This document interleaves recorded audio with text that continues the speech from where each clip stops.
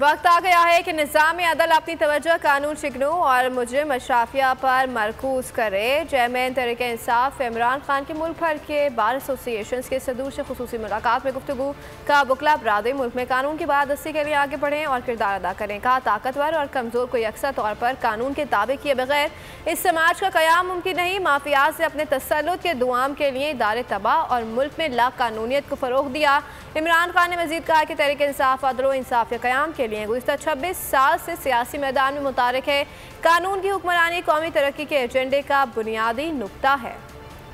वक्त आ गया है कि निज़ाम अदल अपनी तवज्जो कानून शिकनों और मुजरिम अशराफिया पर मरकूज करे। चेयरमैन तहरीक इंसाफ इमरान खान के मुल्क भर के बार एसोसिएशन के सदूर से खुसूसी मुलाकात में गुफ्तगू का बुकला बरादरी मुल्क में कानून की बादस्ती के लिए आगे बढ़ें और किरदार अदा करें। कहा ताकतवर और कमज़ोर को यकसा तौर पर कानून के ताबे किए बगैर इस समाज का क़याम मुमकिन नहीं। माफियात से अपने तसल्लुत के दुआम के लिए इदारे तबाह और मुल्क में ला कानूनियत को फ़रोग दिया।